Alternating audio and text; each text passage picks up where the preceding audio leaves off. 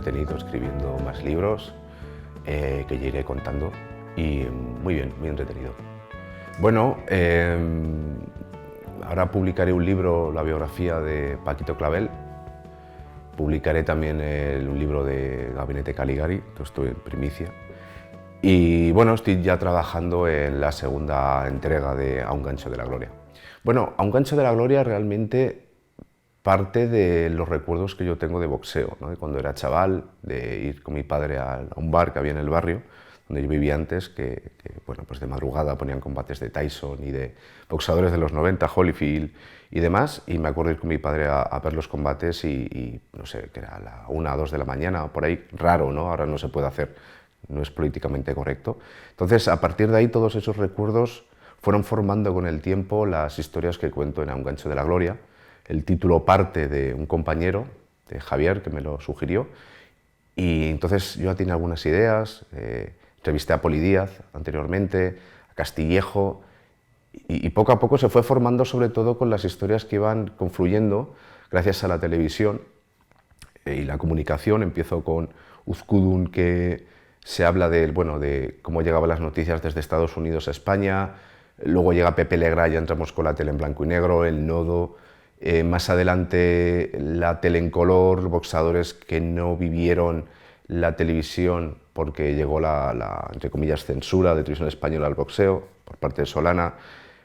Luego llegan las privadas con Poli, Castillejo y demás, y finalmente las plataformas de ahora, ¿no? Entonces, esa es, digamos, que la espina dorsal que va vertebra el libro, pero las historias realmente es eso, ¿no? De boxeadores que se han quedado efectivamente un gancho de la gloria, que podían haber sido campeones del mundo y no lo fueron, como el caso de Poli, o sí fueron campeones del mundo, pero luego hubo algo en sus vidas que les dejó a un paso de entrar en el Olimpo. Luego el final del libro, la parte final, habla de boxeadores más actuales que no tuvieron unas vidas trágicas, como puede ser la de Urtain, sino que bueno, dan luz al final del túnel, por así decirlo. No, además Jaime Ugarte es súper generoso, fue súper generoso conmigo. Yo ya lo había entrevistado para un reportaje que hice en GQ sobre Poli Díaz, y lo entrevisté porque yo, claro, de ver boxeo en Marca TV en su momento, me acuerdo de las frases de Ugarte, ¿no? Lo del cuchillo a la mantequilla, lo ha mandado a la habitación del sueño, no sean locos, no se lo pierdan. Entonces me parecía tremendo porque él fuera el prologuista, porque era como, si hablo de boxeadores, alguien tiene que presentar la velada. Entonces se me ocurrió Ugarte, porque era la persona idónea y, vamos, súper generoso. De hecho, está en algunos capítulos del libro. Hizo además un texto muy bonito que me demostró que se había leído el libro, porque muchas veces los prólogos no se lo leen, te hablan muy bien del autor, pero cuando me llegó el PDF y lo estuve leyendo dije, hostia, qué bonito. Habla de García al principio, de cuando pasean por el Retiro hablando de mujeres, fútbol, boxeo, deportes, y es un prólogo perfecto y precioso para meterte un poco en la historia de los boxeadores de los que hablo. José María García, Jesús Quintero, Kiko Matamoros, aparte de los boxeadores. Uno de los capítulos más bonitos que respecto a los entrevistados es el de Pepe Legrá. Pepe Legrá afortunadamente sigue entre nosotros y me acuerdo que un día, yo estaba en Sevilla haciendo un trabajo, haciendo un documental, y me acuerdo que me llamó Manel Verdonce por teléfono y me dijo, oye, tío grande, tengo aquí al campeón. Y no sé con quién estaba, me lo pasa, escucho una voz de acento cubano y no me lo podía creer. Entonces, corriendo le pedí a un compañero de cámara, le pedí su móvil para grabar un poco lo que me contaba Legrá, que fue nada. Y fue muy bonito ese capítulo, pues está Legrá, está Jesús Quintero, que me dio una de sus últimas entrevistas, está García. Para mí es el capítulo más completo en cuanto a entrevistadores más clásicos y a priori más difíciles de conseguir. Luego a lo largo del libro se reparte García, Quintero también aparece en otro capítulo. La verdad es que ha sido realmente relativamente fácil conseguir a los cerca de 40 entrevistados que hay en el libro. Bueno, a mí debo decir que me gusta mucho el trabajo de documentación, navegar en hemerotecas y demás. No me costó. Seguramente ahora con el tiempo, si se destruyeran todos los libros de Un gancho de la gloria, todos los ejemplares y mi manuscrito, no volver a empezar otro libro de boxeo porque, o igual sí, vete tú a saber, pero volver a iniciar todo el proceso de la hemeroteca sería costoso por tiempo, por ganas, pero debo decir que es una labor que me fascina. Leerme las revistas de boxeo, la revista Boxeo de Febox, toda la hemeroteca que encuentras del Marca, del As, el As Color, la revista The Ring en Estados Unidos, referencias del New York Times hablando de Pauline Uzkudun contra Joe Louis, que encontré eso era una joya. La verdad, ahora pensándolo, igual sí que si se destruyeran todos los ejemplares, creo que saldría diferente, pero seguramente me encantaría volver a estar navegando en la hemeroteca. Los tuve claro cuando iba formando los capítulos. Sí que tenía algunos ya que iban a entrar sí o sí, pues Poli Díaz, Castillejo, Uzkudun, Urtain sí o sí iba a estar. Pedro Carrasco fue uno de los últimos que entró. Miguel Velázquez lo tuve claro. Legrá, por supuesto, que lo tenía claro. Dundun Pacheco estaba claro. Luego, la parte final, Kiko Martínez estaba más o menos claro. De mujeres tenía a Miriam, que estaba claro, quería meter a Joana Pastrana, al final no entró. Sí, más o menos los tuve. Yo diría que al 40%, cuando empecé el libro, tenía claro qué boxeadores iban a salir. Luego algunos iban saliendo un poco sobre la marcha. Se escribía un capítulo, yo qué sé, de quien sea, y aparecía, por ejemplo, el de Miguel Velázquez, perdón, el de Roberto Castañón, que fue uno de los últimos, el boxeador leonés, y ahí surgió Uco Lastra, porque Uco Lastra iba a tener un capítulo propio, pero me costó mucho dar con él, conseguí el teléfono gracias a la Federación Cántabra de Boxeo, pero nunca sonaban los tonos de ese teléfono, lo di por imposible. Cuando estaba terminando el capítulo de Castañón, él tuvo 3 combates con este hombre, con Uco Lastra, y un día probé, le llamé a Uco Lastra, está muy mayor, y me cogió el teléfono, sonó el tono, y me lo cogió, y hicimos una entrevista de unos 15 minutos, y luego entrevisté a Roberto Castañón y le puse, ¿no?, en choque las declaraciones de Uco Lastra para que él me las confirmara. Era muy gracioso, me las confirmaba y tenía todavía esa fanfarronería de cuando se ponen los pesajes los boxeadores, ¿no? Entonces, Uco Lastra, ya te digo, iba a tener un capítulo, al final no lo tuvo, pero aparece, está muy presente en ese capítulo de Castañón. Entonces, bueno, sí, algunos fueron cambiando. Es que el problema que hemos tenido, y creo que más o menos tenemos en España todavía, que hay gente que opina que el boxeo es 2 hombres pegándose mamporros. Y bueno, ahora con el fútbol lo estamos viendo, ¿no? Que tú ves una velada, es un combate de boxeo y cuando terminan se abrazan. Lo hemos visto en los Juegos Olímpicos ahora, de París, y ves cualquier combate y terminan, se abrazan. Es muy raro que acaben subiéndose la abuela, la policía, todo el mundo a pegarse, ¿no? Pero luego ves el fútbol y a veces acaban a golpes, las aficiones contrarias acaban en los previos, destrozan todo, ¿no? Entonces, lo que le pasó a Castañón, y volviendo a esto el prejuicio con el boxeo, es que cuando llegó Solana, decidió que el boxeo en televisión española, la tele pública, no tenía lugar, sí los toros, curiosamente. Entonces hubo una generación perdida de boxeadores, entre los que estaba este hombre, Roberto Castañón. Roberto Castañón, además, hay un momento que yo describo en el libro, que le está entrevistando a José María Íñigo, que en ese programa estaba también Perico Fernández, no se encuentran, pero estuvo previamente, y le ponen un vídeo a Castañón de un combate suyo que él ni siquiera había visto porque no se había televisado, ¿no?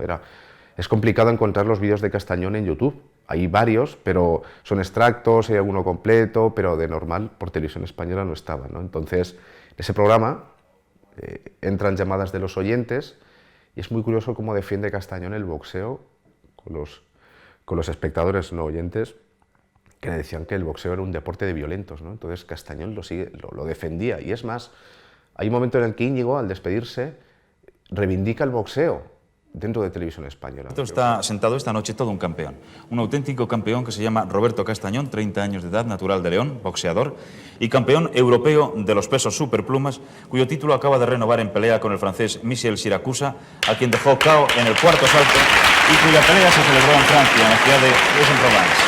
Bienvenido al programa. Ahí estamos viendo parte de ese combate. Roberto Castañón es el del calzón, no vemos bien. Negro. El negro. a la izquierda, en la pantalla lo tenemos. ¿Qué asalto era este? Pues no sé exactamente. ¿Lo recuerdas? ¿No tienes grabada la pelea como para poder recordar cada uno de los pasos? No, es que como fue tan rápida no me dio tiempo a... Pues si eso lo dice el campeón, ¿qué dirá el otro? Hablando de la rapidez, quiero decir. Una pregunta para Roberto Castañón. En primer lugar, felicitarle. Muchas Y en gracias. segundo lugar, decirle que por qué ellos no permiten que televisen los combates de boxeo. Nada más.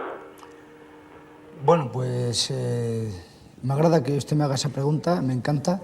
Esa es la pena que yo tengo, la gran desgracia que llevamos, porque el subir a un ring y saber que lo están televisando para todo Francia, para Alemania, para otros países, que prácticamente no les tenía por qué importar, porque yo era español y yo era el campeón. Y lo que te duele que sepas que en España no lo pueden ver, nada más que estas simples imágenes que hemos podido comprobar. Y menos mal que todavía he tenido y tengo la poquita suerte de que Radio Cadena se acuerda de mí y por lo menos, aunque sea por la radio, el público se pudo enterar. Ojalá que pronto también los boxeadores, sobre todo los boxeadores importantes, tengan su lugar en televisión española, en la programación deportiva de televisión española. Creo que ahora sería más complicado de hacer, ¿no? Porque es políticamente incorrecto. Entonces, Castañón, un poco Dundún Pacheco, Poli Díaz, se salvó porque entraron ya las privadas, un poco televisión española por ahí. Y sí, Castañón, digamos que es para mí es el boxeador que se quedó en ese momento perdido por eso, pero Castañón llegó a Estados Unidos, Don King quiso contratarlo allí en Estados Unidos por los combates que tuvo con Coloradito, Las Vegas, o sea, era un tipo que si lo hubieran televisado, podríamos estar hablando ahora de una figura a la altura de la edad de oro de Pedro Carrasco, Legrá, Velázquez, Urtaín, etc. Sí, y tiene mucha épica, y es dramático por lo que sucede alrededor, y estoy totalmente de acuerdo porque si nos retrollevamos o nos retrotraemos a la pelea de Velázquez contra Carrasco, ¿no? Aquella carnicería, la forma que tiene de contarlo, de contar ese combate, es como si narrara una epopeya griega, ¿no? Dos hermanos matándose literalmente. Jesús Quintero me habla de ese combate, Fernando Esteso me habla de ese combate, cómo lo vieron, y ellos dos me decían que les costaba verlo. Pajar me lo cuenta, dice, es que estaba viendo a un amigo pegarse con otro amigo, pero pegarse como para matarse, y luego eran muy buenos amigos, Carrasco y Velázquez, ¿no? Y bueno, cómo se cuenta en las crónicas me parece indispensable para conocer el boxeo español, y además los giros literarios que tiene las crónicas de Alcántara y de Vadillo, que tienen, hablando de boxeo, igual que las taurinas que teníamos. Aunque no seas taurino, los giros literarios que tienen esas crónicas enseñan muchísima literatura. En el caso de Vadillo y de Alcántara, cómo cuentan los combates, me parece imprescindible para entender el boxeo nacional. Esto es como lo del Atlético de Madrid, papá porque somos del Atleti, pues esto es un poco papá porque nos gusta el boxeo. El boxeo, además, por todo lo que tiene alrededor, a la hora en lo que vemos los combates en España, ¿no? De madrugada, da pie un poquito a esta cosa de los periodistas y escritores que nos gusta esto de el humo del tabaco, el whisky, el rock, el jazz, el blues, la noche, los pubs, los clubes y demás, y encontrarte un ambiente como ese en el que encaja el boxeo, y no solo en lo más clásico, por ejemplo, el crack. Que para eso ya tenemos a Vadillo en el as. Coño, cada uno tiene su estilo. Anda, sigue. No te digo lo que hay ahora. Sigue. Sigo. Tras unas fintas, ¡zas! Un gancho de izquierda de Walco capaz de tumbar un buey, llega a la cara de Rocky y a la lona. Todo el estadio se puso en pie. ¡No le des en la cabeza que está estudiando! Saca bien las manos. Sobre todo la derecha, ¿eh? Sí. Pero no tiene cintura, no vale un duro. Bueno, Qué pesado es este tío. pues será posible. El ambiente del crack, en el frontón, el sonido de ambiente a la gente, no le pegues en la cabeza que está estudiando, todo eso hace que te metas en el mismo ring o estés viendo en el ringside todos los combates, ¿no? Pero luego tienes la parte, entre comillas, frívola de Las Vegas, de Estados Unidos, boxeadores que están en el Caesars Palace peleando, todo lo que hay alrededor, por ejemplo, Evangelista me contaba que conoció a Mano de Piedra Durán, a Sylvester Stallone, allí en Las Vegas, a Tom Jones, Castañón también lo cuenta, ¿no? Que conocía gente muy famosa, porque claro, el boxeo en Las Vegas era como un espectáculo más dentro de todo el espectáculo de luces que había allí, ¿no? Entonces yo creo que, al contrario un poco que el fútbol, fíjate, creo que el boxeo todavía guarda ese espíritu de no solo es lo que sucede en el ring, sino lo que sucede alrededor, y eso lo sientes estando en casa. Hicimos dos, hicimos una primera un poquito después de la pandemia, estábamos ahí saliendo de la pandemia, donde un Pacheco estaba un poquito peor de salud y quedamos ahí en su barrio y quedamos en el bar El Llantar, y me acuerdo que cuando llegó vino con 2 álbumes de fotos llenos de recortes de él, muchísimos, y él no hacía falta preguntarle mucho, él ya te empezaba a contar, ¿no? A veces que repetía cosas, ¿no? Como que combates, sus ídolos, quiénes eran, cantaba canciones de Elvis, It's Now or Never, cantaba muchas veces, y lo cantaba mirando al cielo, con los ojos así un poco llorosos, y recuerdo que entró, casi al final de la entrevista, entró un parroquiano del bar y le dijo: hola campeón, ¿cómo estás? ¿Qué bien te veo? No sé qué, y cuando se va este señor, se tomaría el café o lo que fuera, sale por la puerta, se despide otra vez de él, llamándole campeón. Entonces Dundun Pacheco se emociona y, señalando tanto su álbum como la persona que se había ido, dice: ¿ves? Si no es por esto, ¿qué es la vida para mí? Que te recuerden como el campeón y que tenga aquí mis recuerdos es lo que me hace seguir vivo, ¿no? Entonces dije, hostia. Luego la segunda fue, después de su cumpleaños, le llevé unos pasteles, fue en el mismo sitio, y fue una entrevista muy bonita, porque ahí ya era más familiar, estaba su hijo, pero aquella primera, cuando el momento que le llamaron campeón y se emocionó, dije, hostia, quien tuvo retuvo. Sí, porque que te recuerden es todavía tenerte en vida, ¿no? Solo se olvida, ¿cómo era? Eso lo escribí en una frase del libro, que solo se olvida, o solo muere lo que se ha olvidado, solo ha muerto lo que se ha olvidado. Y es verdad, porque Dundun Pacheco, por ejemplo, que le recuerden todavía, cuando le ven por la calle y le recuerdan como el boxeador que fue, él se emociona mucho porque es su vida, o sea, la gente le recuerda por eso. Pasa con Legrá. Legrá está en una residencia, Dundun Pacheco también ahora, y Legrá, cuando va a visitarle Verdonce, a Legrá le encanta hablar de boxeo.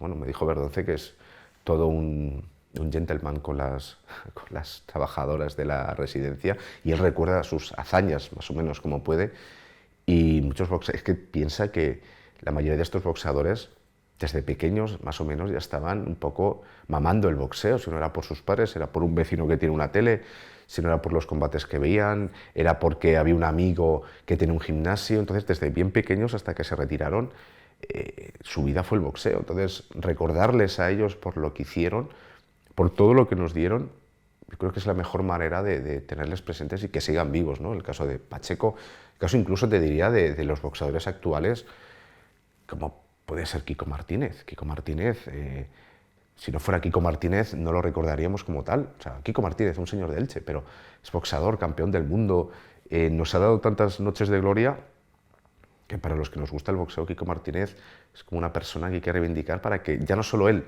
siga vivo como recuerdo del boxeo, sino para que el boxeo siga vivo todavía. A ver, es difícil de aceptar, pero es ley de vida para algunos, ¿no? Es el camino que eligió Poli Díaz. Igual que Castillejo eligió otro camino, que es el de estar siempre con la misma mujer que conoció en el Espinar. Después de su retirada abrió un gimnasio ahí en Parla, da clases a chavales. Lo mismo Verdonce, ¿no? Verdonce tiene una historia de superación muy bonita, que en el libro está Cayetano Martínez Dirujo hablando, es muy bonita esa parte, ¿no? Como el barrio no sale de ti, pero tampoco el palacio sale de ti, ¿no? En el caso de Poli, bueno, repito, es el camino que él eligió.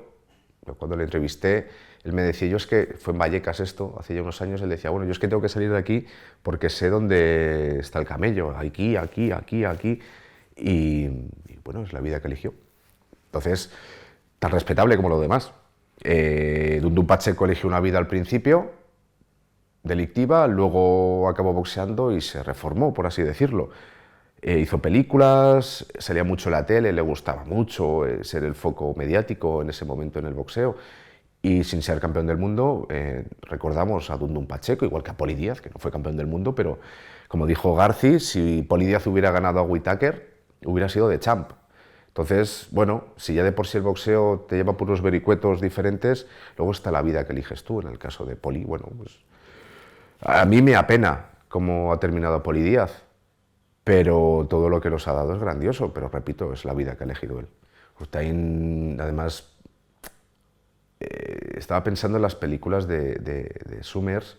Juguete Roto era, en esa película está Uzkudun como Juguete Roto, y luego le hizo una película Urtain, El Rey de la Selva o así.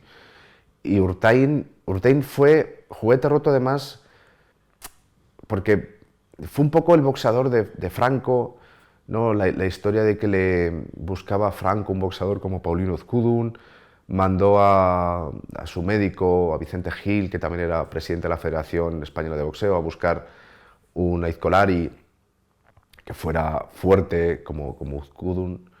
Y bueno, habló primero con el padre de Julen Lopetegui, no quiso, y luego Urtain, que ya, es que Urtain no tenía rival ya con los deportes vascos, entonces lo siguiente era el boxeo.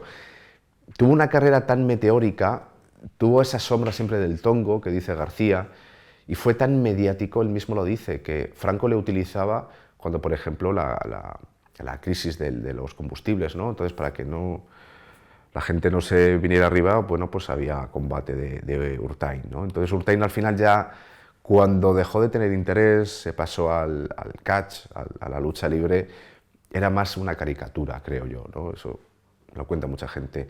Y luego se acabó suicidando porque ya estaba en una depresión constante, tenía problemas con su esposa, le habían cortado la luz de su casa y acabó suicidándose. Estaba refugiado en películas que veía en bucle y en el alcohol. Y acabó como un juguete roto, además, lastimosamente cerca de los Juegos Olímpicos de Barcelona, ¿no? Imagínate, se hubiera reivindicado mucho el boxeo español gracias a Urtain, si hubiera ido a, no sé, la ceremonia como invitado. Perico Fernández era el bohemio, era el boxeador artista y era un tío muy aguerrido. Además, es como un cuento de Dickens, porque él viene su madre lo abandonó, estuvo en el hospicio Pignatelli y allí empezó a dar golpes a las monjas. Y luego salió de allí a los 18, hubo un profesor que le enseñaba un oficio y le dijo, oye, ¿por qué no practicas boxeo? También iba para futbolista, Perico Fernández. Luego Perico Fernández cogió un gusto por la música, tocaba, recitaba poemas, y en ese capítulo Enrique Bunbury me habla de su relación con él, cómo le gustaba la música. Bueno, en el disco Flamingos de Enrique están los samplers del Nodo con la pelea del brasileño João Enrique.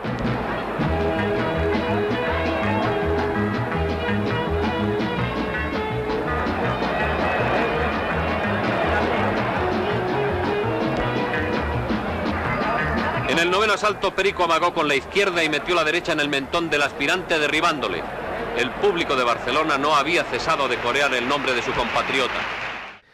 Hablan actores de Zaragoza de cómo era Perico, ¿no? Que se comía su bocata, tocaba la armónica, recitaba, y luego tuvo una vida muy bohemia realmente, aunque triste, ¿no? Que era vivía y dormía en un club, y hasta que la muchacha no terminaba el servicio no entraba él a dormir, y se ponía a tocar la armónica, pintaba, luego iba mal vendiendo sus lienzos por ahí.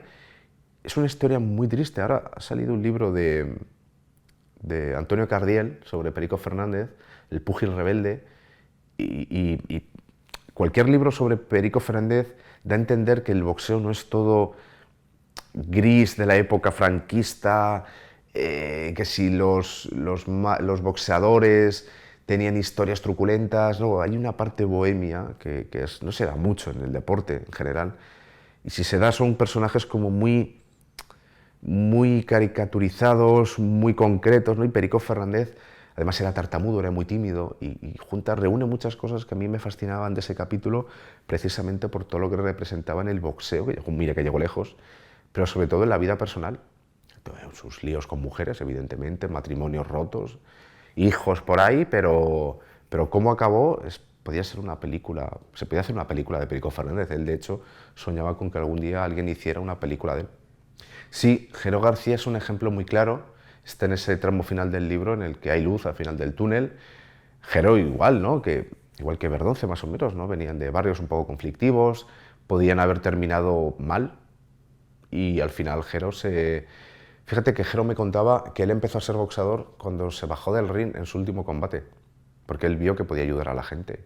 Entonces abrió gimnasio, ya era boxeador y tenía el gimnasio y entrenaba a chavales, entrenaba a mujeres como Miriam, que tenían problemas de maltrato, y va formándose alrededor una comunidad de chavales y de gente que a día de hoy él sigue entrenando, él sigue siendo entrenador, preparador de boxeo, de boxeadores muy jóvenes, y los está encauzando, ¿no? Me parece maravilloso. Él da sus charlas, cuenta su vida, cuenta cómo el boxeo le ayudó a él, ¿no? Tiene esa frase del boxeo es vida, vive duro. Y me parece, creo que era así más o menos, que me perdone Jero si lo he dicho mal. Y entonces es el mayor ejemplo en el libro de que después del boxeo hay más vida más allá de las glorias y de incluso la tragedia, ¿no? Sí, o sea, antes del capítulo de Jero está el de Jovic, porque precisamente eso que cuentas, de que se sintió boxeador en el último combate, en el que perdió, o sea, que le dieron por perdido en la cubierta de Leganés. Los golpes del boxeador español, bueno, ahora el movimiento de Jovic, que tiene buenas piernas, es lo que tiene que aprovechar, ahora cambia la guardia. Jovic se pone de zurdo y le ha metido un gancho perfecto de ejecución Jovic al boxeador francés, que ha aguantado con mucha dificultad el aluvión de golpes del boxeador español. Bueno, a la izquierda. Realizado por vía digital ante 30.000 personas que estaban allí, más o menos. Y entonces Jero continúa hablando de eso, porque él dice, nada más empezar el capítulo, dice: comprendo perfectamente a Jovic, porque yo he vivido algo parecido, ¿no? Jovic además tiene una historia que es de película. Jovic realmente viene de una estirpe, de una familia que huye de la guerra, viene a España, se siente en España, pero él todavía no está sentado porque... O sea, es una historia tremenda la de Jovic. Y él, de hecho, en el capítulo me cuentan, dice: nací tal año, tal día, pero lo sé porque me lo contaron. O sea, también creo que merece una película su vida. Total. Porque aunque no te guste el boxeo, creo que puedes leer no solo A un gancho de la gloria, sino muchos más libros, puedes ver muchísimas películas, porque el boxeo tiene unos valores que no tiene, por ejemplo, el fútbol. Repito lo de antes, cuando termina un combate, los dos púgiles se abrazan, se felicitan, lo que hay alrededor, estas leyendas de mafias, que luego no son tanto, los famosos en el ringside. Esto, como contaba Poli Díaz, yo era un chaval de Vallecas y luego era el boxeador de la Jet Set. Cómo contaba Vadillo en el As, cómo contaba Alcántara en el Marca, los combates. Tú lees cualquier libro de boxeo y aunque no te guste el boxeo, vas a darte cuenta que efectivamente las historias son imbatibles. No hay nada que reprocharle al boxeo de violencia, porque te lo cuentan de una manera. Afortunadamente en España tenemos buenos relatores y escritores de boxeo que te cuentan cómo era ese deporte, aunque no te gustara, porque es como si estuvieras leyendo la Ilíada, o estás leyendo la Odisea, o leyendo un cuento de Dickens, y en todo eso hay boxeo. En todo eso, viceversa, o sea, tanto en los libros en general de Estados Unidos, como aquí, como en la Ilíada y en la Odisea ya hay boxeo. Entonces es una especie de intercambio cultural a través del tiempo que no se ha perdido, y cosa que me alegra, porque es como leer un cuento, no te puedes creer que eso le hubiera pasado a un boxeador. Si repasas la vida de Paulino Ezcudun, la de Sanchili, si repasas la de Urtain, la de Perico Fernández o de un Pacheco, te das cuenta de que estás viendo una película. Si te contaran que lo que has leído no es real, que es solo una invención de un guionista, de un director, te lo creerías. Es como pasa en El Crack, como pasa en Fat City, como pasa en Toro Salvaje. Al final, todo lo que mueve alrededor, que esto lo cuenta Ray Loriga en el libro, toda esa épica, es lo que hace que el boxeo sea imbatible, y las leyendas, las narraciones, las historias hacen efectivamente, como dice Ugarte, que el boxeo sea imbatible. A ti, querido, un placer.